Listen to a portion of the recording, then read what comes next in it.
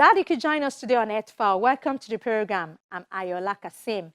It has been said that 2020 buzzword is nature. It envelopes us, and for better or worse, it leaves no one behind. The increase in global temperature human activities have created affect the balance of nature, cause and effect we are all too familiar with. It is a common knowledge that the way individuals relate to the natural environment is culturally patterned. The earliest humans were hunter-gatherers, collecting many kinds of plants and hunting animals for food. Because most ecosystems can only support a very small number of hunter-gatherers, the population of early humans remained small. This reduced their effect on the environment, but early humans still caused remarkable changes in animal populations through hunting. Today, the impact of human activities on the environment vary greatly around the world. And some have asked, what can the cultural and religious institutions do to help solve the problem? Well, I have learned some.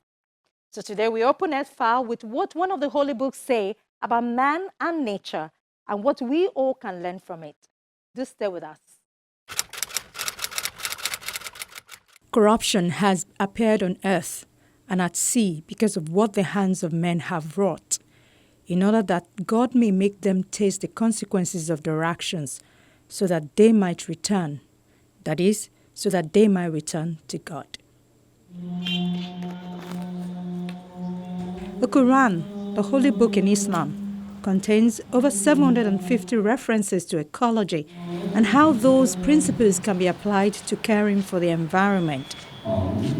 Believed to be a sublime revelation with remarkable ideas, the Holy Quran is a scripture read by Muslims for spirituality. Islamic scholars believe the Quran is not limited to only that. In Islam, faith in the environment is on par to good faith towards humanity and indeed God, since Muslims believe He created all. The Hadith, a collection of teachings by the Prophet Muhammad, also contains a number of passages concerning wild animals, livestock, plants, crops, soil, and of course water, an especially important resource in the desert societies from which Islam first emerged. You have educated us, you have enlightened us, and you have supported us. Leveraging on religious teachings, the first female general manager of Lagos State Environmental Protection Agency, Dr. Dolapo Fashawe, decided to change tack in ensuring there is a reduction in noise pollution in Lagos. LASEPA is the environmental regulator for Lagos State in charge of assisting the public to achieve compliance by providing environment-friendly solutions to varied environmental challenges. Dr. Fashawe leads her team in empowering faith-based institutions in the state to intensify efforts to bring a significant level of control to pollution in Lagos. So we thought about it that who best to educate us and educate the people on how to deal with noise pollution when it comes to worship. The message really across board has been, whatever you're doing that disturbs your neighbor or somebody has a cause to complain about is not worshiping God. And I would repeat it.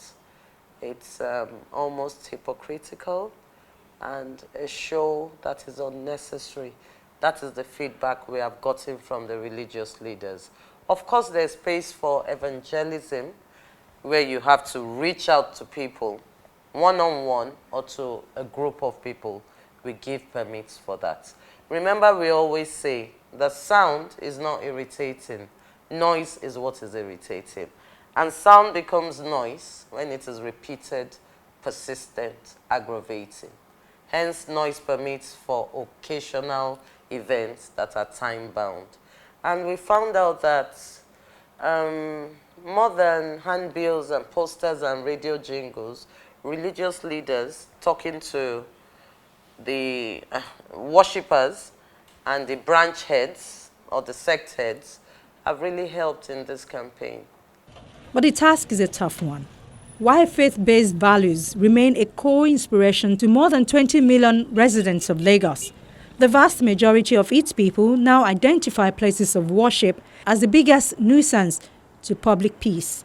LASEPA remains under pressure to lead in best practices in curbing noise pollution which is said to cause mental problems, hearing impairment, and high blood pressure. That's according to a 2007 report by the World Health Organization. Hundreds of thousands of places of worship are also thought to be violating a Noise Pollution Act passed 6 years ago. Under the provisions of the legislation, the law requires churches and mosques to be noise-proof and prohibits the installation of loudspeakers outside their premises. Noisy vigils are also forbidden in residential areas. It's strange, the preachers end up enlightening us. Any form of religion, across all board, all the ones we have spoken to, preach tolerance, good neighborliness. And a man said to me that anything you do, be it prayer, that disturbs your neighbor is ungodly. Any prayer that you make that is not between you and God is a show. In essence, there's no reason for noise when we're preaching. Now there's evangelism where we want to talk to a lot of people. It doesn't happen every day, hence the occasional noise permits. And town planning laws, when the congregation is larger than a certain number, where there would be need for amplified sound, they're sent to the outskirts of town, and you know they are there. But unfortunately, we're bringing these things into residential areas. It's probably part of urbanization without guiding rules and laws. Many faith-based organizations are also working towards compliance.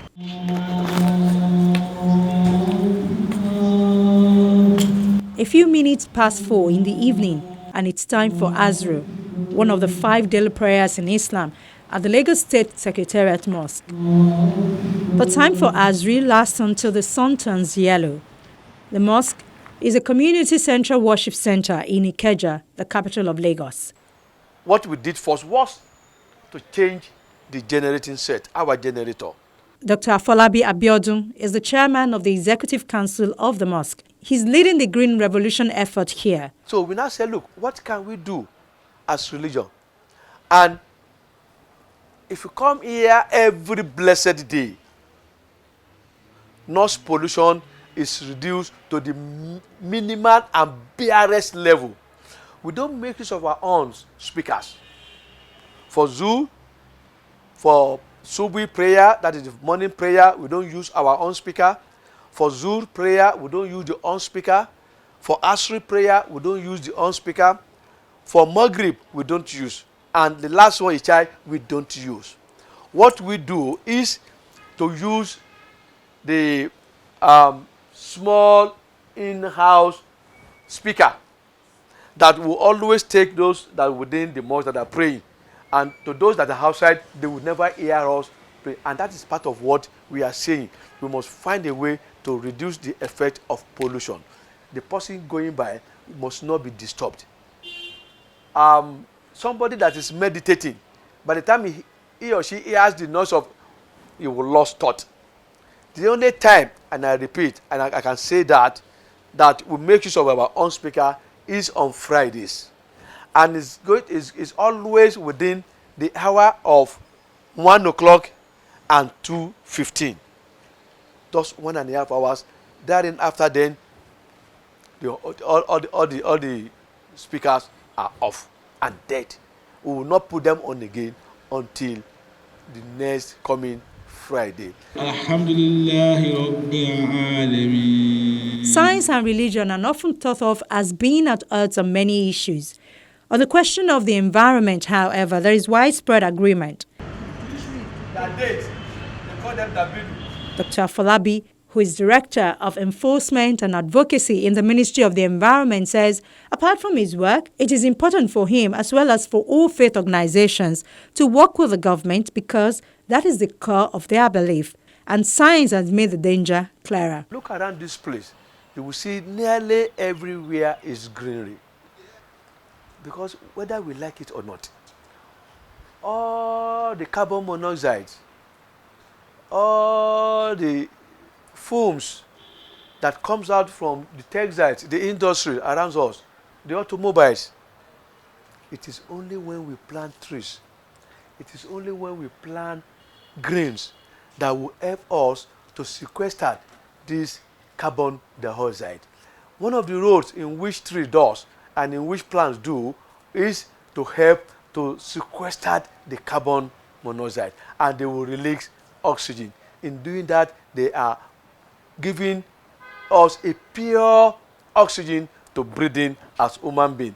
Not only human beings too, they are giving green and pure oxygen to the atmosphere to balance, to checkmate. If not, all of us will just be like a living corpse, breathing in carbon dioxide all through and not having something to replace it for us in terms of oxygen. So it is important, and that is why we advocate, we tell people, always plant trees. Islam teaches that the role of people on earth is that of Khalifa, or trustee of God, whereby humans are entrusted with the safekeeping of earth and its variety of life. The Quran states, "There is not an animal that lives on the earth, nor a being that flies on its wings, but forms part of communities like you." The Prophet Muhammad is quoted as saying, "There is a reward in doing good to every living thing." The first Global Environmental Forum from an Islamic perspective held from 23rd to 25th of October 2000 in Jeddah, Saudi Arabia, with the United Nations Environment Programme as a partner, adopted the Jeddah Declaration on the environment from an Islamic perspective. That declaration notes that sustainable development from an Islamic perspective is the development and rehabilitation of the earth in a manner that does not disrupt the equilibrium established by God for everything in this universe. It further notes that environmental protection is an integral part of sustainable development and cannot be considered separately. It's not either or. You can still get what you need to eat to satisfy your needs and still protect the environment.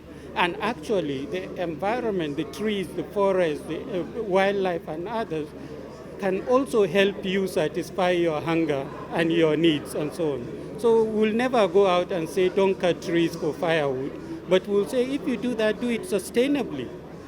Don't go and take medicinal plants from forest. No conservationist will ever tell you that, but he will say if you do that, don't take it in a way that you will deplete all the plants and then tomorrow you don't have any more sources of your medicine or your food or your fiber or your firewood. Although much has been made of the issue of science versus religion, it seems that on one of the most important issues in our time, the issue of climate change, there's strong agreement about what is happening in the environment and what needs to be done to protect it.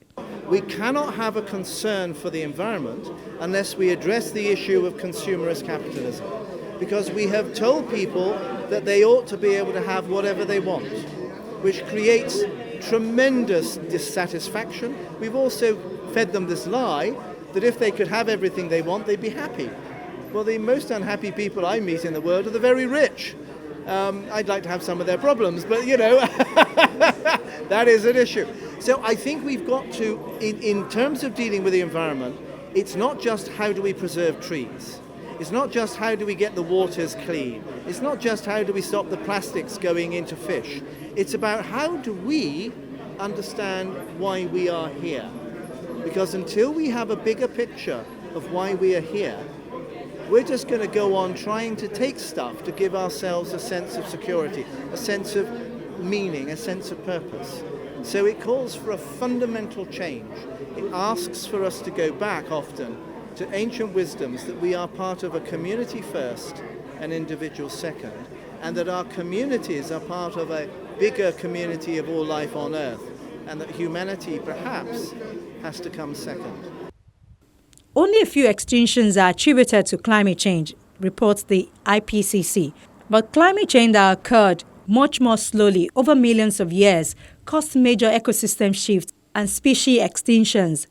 Land and sea animals are changing their geographic ranges and migratory patterns due to climate change. Environment experts believe the protection of the natural environment against indiscriminate exploitation of mineral wealth, deforestation, erosion, bush burning and desertification, as well as natural disasters, can be achieved through the instruments of culture. There are over 4 million Nigerians living in land erosion areas, accounting for about $1.5 billion yearly economic losses to climate change issues.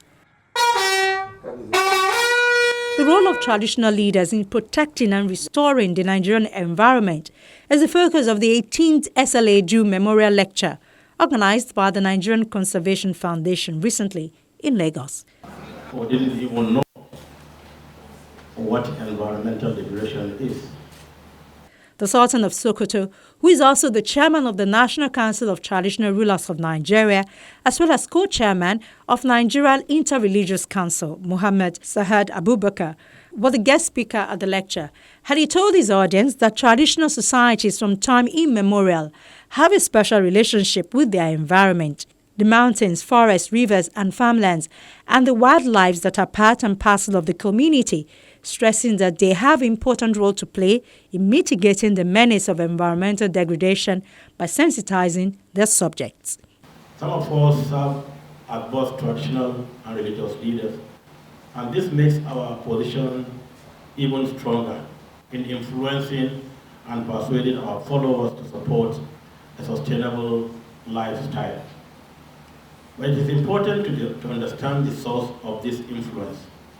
First, the traditional and religious leaders live in the midst of their people and have over centuries enjoyed their trust.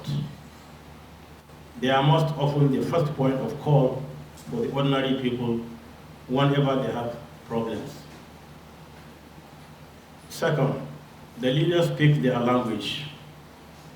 Like a Lagosian speaks only a Lagos language, which a Softaman may not understand.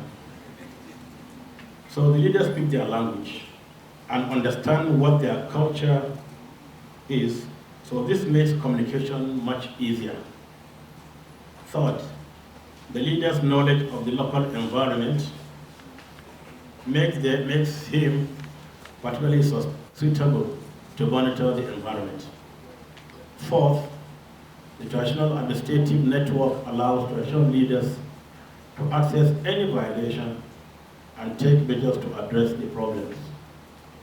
Fifth, the traditional institutions hold the record of the land, forest, and water resources, and in event of any disputes, they are the institutional memory of their own communities and are best positioned to play the role of the guardianship of the environment. The Alake of Egbaland, Oba Adedotun Gbadebo, who was also present at the lecture, said with the reality of the moment, 2020 might be the hottest year ever witnessed. So there's the need for everyone to brace up for the challenge and protect the environment for further calamities. Problems we are facing in the world as a whole. It's already affecting us here. When we were younger, so many of us would sleep in one room, even with very tiny window, and we sleep without sweating. Now, when you have no power in your house, somebody told me 2 nights ago when they took power in their house, she didn't know what to do. The generator was not working, and it was so hot. And the heat this year, as we are going now, if we continue like this may be the hottest year ever. So for someone who had all the comfort of life to think about what our own world will become, to think about where we are heading for. The Nigerian Conservation Foundation every January over the last 18 years reflects on the memory of its founder, Chief Shafi Lawal Edu, who had the vision, along with some colleagues, to establish the first national conservation non-governmental organization in Nigeria 40 years ago. The foundation has tried to set the tone for the year in exploring urgent, important, and new areas that should get attention and conservation in Nigeria. We had a big example made today about desert encroachment. If you take that encroachment over a period of 50 years, it will get to Kano very soon. We are losing massive areas of land to the desert encroachment in the north. In the south, if we take Lagos State here, Lekki, that axis where we have built up the extension to Bar Beach. There is an erosion that is happening along the coastline that Lagos State has tried to prevent by building groins into the water in order for the shoreline not to be degraded, not to be eroded. The groins have pushed that erosion further and further away from the built-up areas, but it hasn't solved the problem. Lagos State is still building more groins, but the erosion is happening further and further away. We are still losing land to the shoreline being eroded. Animals. Up to maybe a year ago, Nigerians didn't know that we had elephants in Nigeria. Just last year, there were talks of these elephants crossing the expressway and causing chaos. We need to educate our people to protect these animals. I was in East Africa 2 years ago, and you drive along the expressway and there are herds of elephants just wandering peacefully, nobody disturbing or interrupting them. In Nigeria, we have the elephants in the bush, and farmers are busy chasing them, trying to kill them as a trophy, not understanding that these animals are so rare and we do need to protect them. So many examples of areas where we need emphasis. The problems are huge. Last year, it identified faith and religion as powerful motivators for getting people to change their attitude and behavior towards the environment.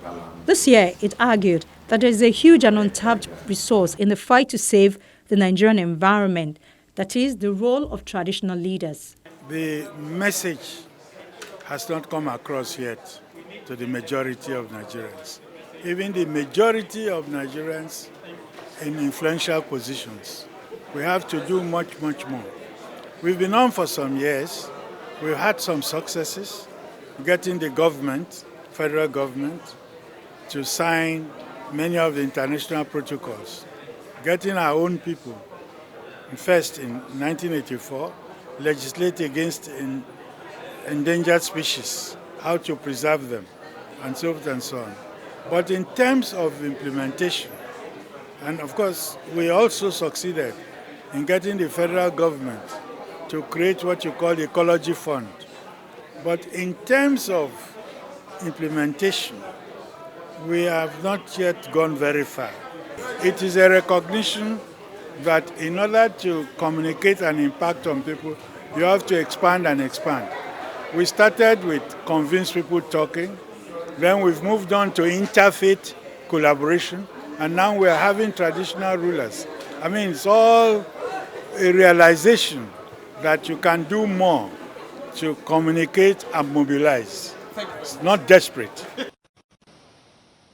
The world is facing environment issues, with statistics showing that the past 5 years or the last decade have been the hottest record globally for the last 150 years.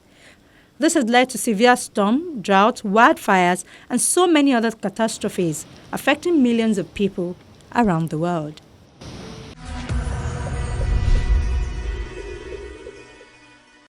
Today, the types and severity of pollution vary greatly around the world. Some of this can be attributed to the kinds of activities and resources available in an area, and some of cultural activities and practices regarding the environment. The fact is, religion, belief, culture, or even science does not support the destruction of the environment. So I hope you will be kind to nature. That's our program for the week. Thank you for watching. We hope to be back with you next week. But our inbox is available for your comments and questions. You can also watch us on YouTube. From me, Ayola Kasim, and the crew here in Lagos, it's bye for now.